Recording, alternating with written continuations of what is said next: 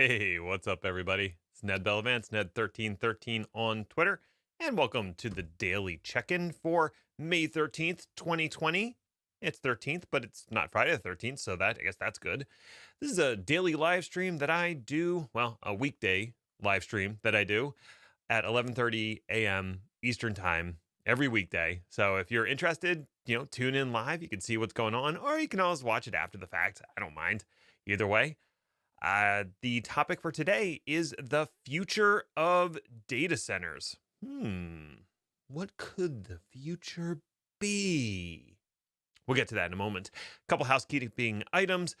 First one, keep those questions and topic ideas coming in. So this was actually suggested by a watcher slash listener.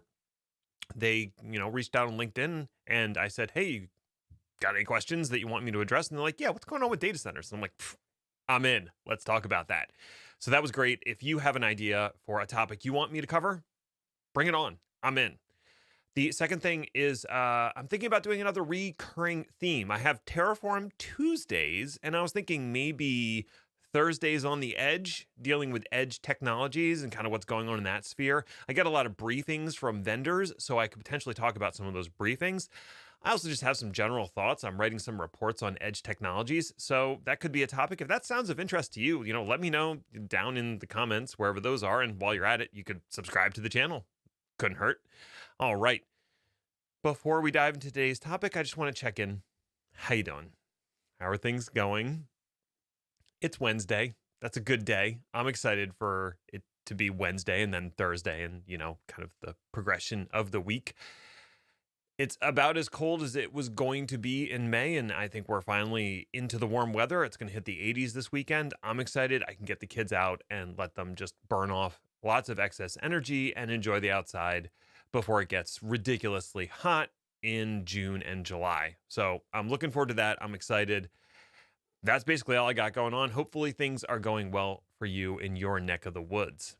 All right, let's talk about the future of data centers. And I scribbled down some notes here about my general thoughts on the topic.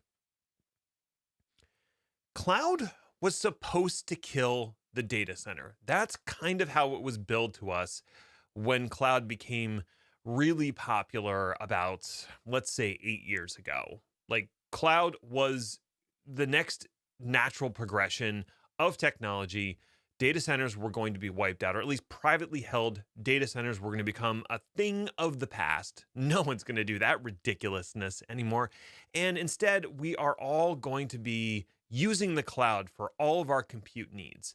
Now, fast forward 8 years later, and we can see that that's not what happened, not even remotely. Was there a lot of adoption of the cloud? Absolutely. You look at Azure and AWS's numbers, or maybe I should reverse this, AWS and Azure's numbers, and even Google's numbers. I mean, that's multiple billions of dollars that's coming in every quarter for cloud revenue. So obviously it did become a big thing. But two trends worked against the death of the data center. One is that nothing in tech really dies. We've seen that with the rise in the need for COBOL programmers all of a sudden, because there's all these antiquated systems for unemployment that are all running COBOL code that hasn't been updated and can't handle the additional load that was brought on by the pandemic. So that code is still out there, and that code is like 40 years old. It might be as old as me, and that's still being maintained. Likewise, the mainframe hasn't actually disappeared. Are there less of them? Of course there's less of them, but they're not gone. So nothing in tech really dies. I mean, you can still get a laser disc if you really want it. So the data center is one of those things that's never going to really die. Somebody's going to have that need or won't be able to get rid of what they have. The other thing is that adoption seems to have peaked at about 50% for a lot of traditional enterprises. So 50% of their compute is happening on-prem in data centers, and the other 50% is happening in the cloud. What's being deployed in the cloud? Well, what's being deployed in the cloud is mostly net new stuff. So newly designed applications that can take advantage of what the cloud has to offer. And the other half are existing, sometimes called legacy applications, but what I like to call revenue generating applications, because those are your money makers usually, and you don't want to mess with them too much. Okay, that all makes sense. That's why the data center is not going to die per se. So, what is going to happen? How did we have all this increased cloud spend, but also maintain these data centers? Well, some data centers did shut down, but I think we're running into what's called Javanese Paradox or Javins or however you pronounce it, Javanese Paradox, which basically states the more capacity you give someone, the more space they're going to fill. And the traditional example is with roads. If you change a 2-lane highway to a 4-lane highway, you'll see initial reduction in traffic, but then people will realize that road is available and start using it, and you'll have just as much traffic, if not more, than what you had before. Same thing with cloud compute. Now all of this compute is available to us, and people are going to start consuming it. So naturally, we had this increase in consumption without a reduction in data centers or a large reduction in data centers. What you see is more of a consolidation.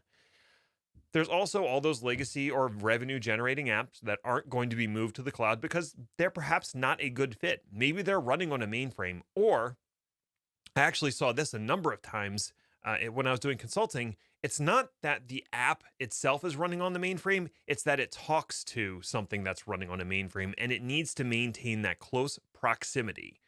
So moving that application up to the cloud makes no sense because you can't move the mainframe along with it, and you're not going to rewrite the software that's running on the mainframe. So that app stays on-prem. I saw that with a number of different companies that had that common issue. So obviously it wasn't just a rogue company with that problem. That's got to be fairly widespread. Then there's a lot of businesses that said, well, we don't really want to be in the data center business, but we like maintaining our own servers. And they've gone the colo route. So, for instance, I worked for a university for a while, and it didn't make sense for them to maintain a large data center. So they moved the bulk of their servers out of the university hall they were running in, which was, to be fair, really not well built for hosting a bunch of servers, and they moved it into a colo facility that was about 80 miles away. It wasn't that much latency. It worked really well. And now somebody else was handling all the traditional data center stuff like power, ISPs, the maintenance of the racks, the cooling, all that. And they could do remote hands if we needed it. That was perfect. Should we move to the cloud then? I don't know. I guess then it becomes a cost benefit analysis. And then also, does it make sense to move your applications? Now, with all that in the mind of the contrast between the data center and the cloud, what's the future of data centers? Do I think data centers are going to expand? I'd say that's unlikely. And for all the reasons that I listed before, if you are expanding your presence, you're probably expanding out into the cloud right now because the applications that are being developed now are applications that are built to run in a cloud environment. They're using those cloud native technologies. You might run some of them on-prem, but really cloud's where it's at, right? Okay. So I don't see data centers expanding. What's the next thing? Like I said, new apps are going to be focused on the cloud. The other thing they're going to be focused on, if they're on-prem, is probably going to be edge type deployments. So think about branch offices. You need some compute there to run applications, to do the printing, to, manage the file share if you're still using file shares. You might need a stack of networking gear to do software-defined networking and SD-WAN. You're going to have something in your branch offices. But what we've seen over the last couple months with the pandemic is a mass shift to remote work. I don't think that's going to be 100% reversed. In fact, I think there's going to be a certain percentage, and I'd be guessing if I knew how much, that's going to remain working primarily from home and remote, which now means that you need to find ways to improve their remote work experience. And building out your apps in a data center is not going to be the best way to do that. The best way to do that is to use the cloud and also the edge to give them the best remote work experience that you can. That's something that Office 365 and G Suite and all of them do, is they use CDNs and points of presence that are close to edge users to improve that experience. Then you have the IoT revolution, which is introducing thousands and thousands or hundreds and millions of devices to the public internet. And those are also going to want some sort of close proximity connectivity. So now that's an edge application living in a mini data center or in the bottom of a cell phone tower or something like that. So for all those reasons, I don't see existing data centers expanding. And in fact, I see them consolidating for the most part. On the flip side, I see a massive spread of these mini data centers happening all across the country, especially in metro regions that are densely populated. You're going to see all these little points of presence popping up, either in existing central offices or in these new just mini data center drop in uh, capsules, whatever you want to call them. That's something that's already happening, and that's something that I could talk about in a future video. So, the only other factor that I would put into this is company lifespan. And one of the things that we've seen is there's churn when it comes to companies. And as some companies go under and, have to liquidate their assets, they're going to liquidate those data centers too. So there's going to be a natural attrition of data centers, whereas net new companies are not generally building data centers. And people like to point out the example of how Dropbox built a bunch of data centers. That is a very specific, almost a black swan kind of situation. I think the vast majority of companies are going to start with the cloud and continue with the cloud and then have some level of edge deployment.